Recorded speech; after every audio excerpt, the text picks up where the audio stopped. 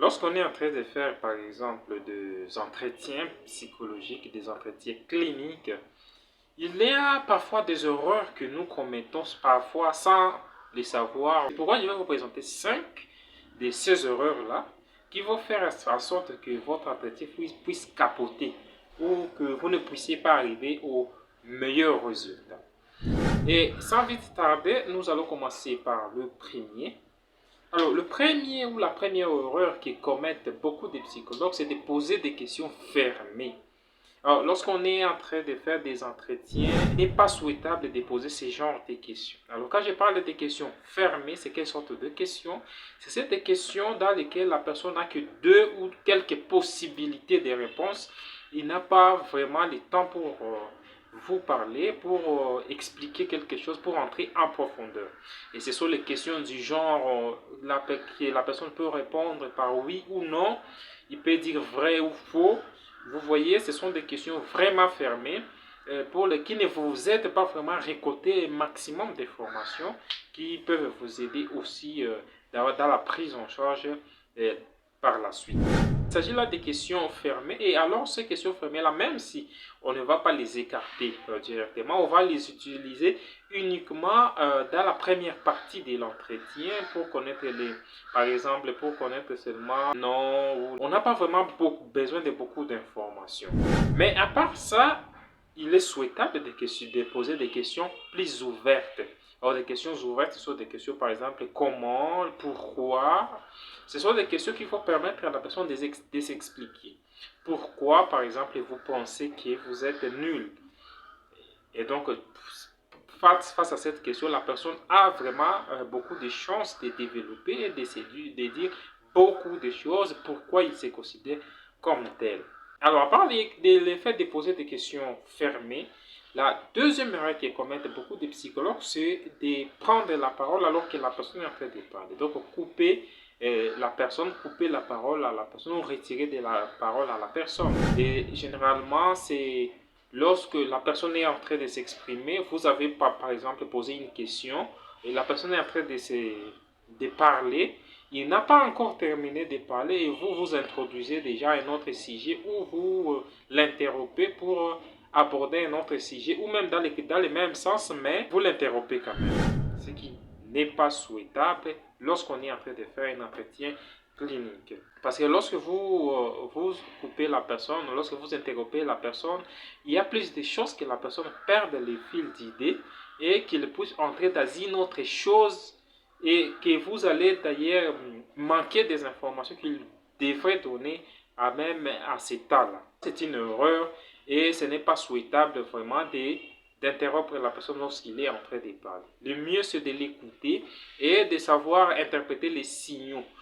Les signes non verbaux qui vont vous permettre de comprendre que cette personne-là, maintenant, il a terminé de parler. Parce que la personne peut rester en silence, mais il a quand même encore quelque chose à dire. Donc, c'est sur son visage, sur les signes, vous allez trouver et savoir que la personne veut quand même continuer encore à en parler. C'est très important d'identifier ces signaux-là. La troisième erreur que va commettre certains psychologues, ça sera plutôt d'imposer des points de vue. Alors, il y a des psychologues qui vont essayer, par exemple, lorsqu'il entend la personne, il va essayer d'imposer son point de vue. Quand il voit quelque chose, il va dire nécessairement que c'est à cause de ça que cette situation vous arrive. C'est nécessairement parce qu'il y a eu tel problème, parce que vous avez eu tel problème que vous avez tel problème. Il y a beaucoup de psychologues qui font ces erreurs-là et malheureusement pour eux, ça ne va pas dans le sens d'aider la personne et que parfois la personne se sent incompris. Donc, elle n'est pas comprise du tout par les psychologues qui sont en train de les suivre.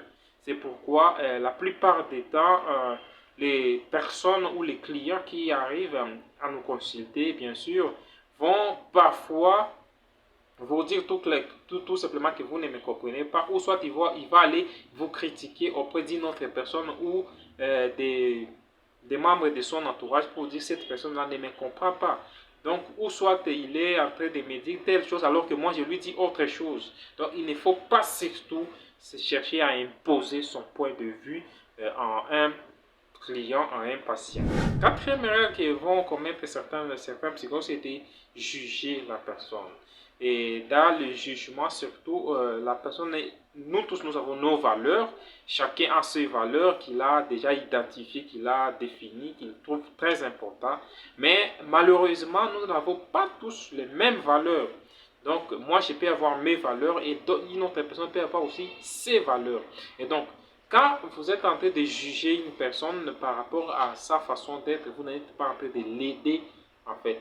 Par contre, vous êtes en train de l'enfoncer davantage parce qu'ils vont se sentir comme si vous êtes en train de les minimiser, quoi. Donc, comme vous êtes en train de minimiser soit sa situation, de minimiser son problème, et ce n'est pas du tout ce qui est demandé lorsqu'on est en train de faire de l'entretien clinique.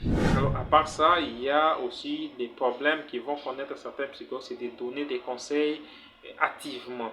Donc, vous n'avez pas compris les contextes de ce que la personne est en train d'exprimer, vous n'avez pas compris tout ce qui concerne sa situation et vous vous donnez quand même l'audace de donner conseil à une personne et de lui dire par rapport à ses problèmes, je pense qu'il faudra faire ceci, faire cela de façon active. Vous ne connaissez même pas, vous ne comprenez même pas l'ensemble de sa situation. Et ce qui arrive beaucoup plus aussi pour les personnes qui essaient de faire des diagnostics trop rapidement. Donc quand on fait aussi des diagnostics trop rapidement, il y a lieu qu'on puisse se tromper. Et donc quand on se trompe sur les diagnostics et on commence directement, activement les conseils, à donner des conseils à une personne, ça va aussi être une catastrophe et ça ne va pas vraiment aider la personne à sortir de sa situation. Et en pratiquant que vous allez d'ailleurs comprendre qu'il ne faut pas le faire. Nous avons une formation que nous organisons concernant d'abord le traitement de l'alcoolisme. Et cette formation va se passer du 4 au 5 novembre. Si vous êtes en République démocratique du Congo et vous êtes dans la ville de Bougny, alors ne manquez pas à cette formation. C'est une formation de 2 jours qui va prendre toutes les notions qui concernent le traitement des addictions. Et là, nous allons beaucoup plus exploiter du début jusqu'à la fin. Qu'est-ce que vous pouvez faire pour arriver à soigner quelqu'un qui souffre du problème de l'alcoolisme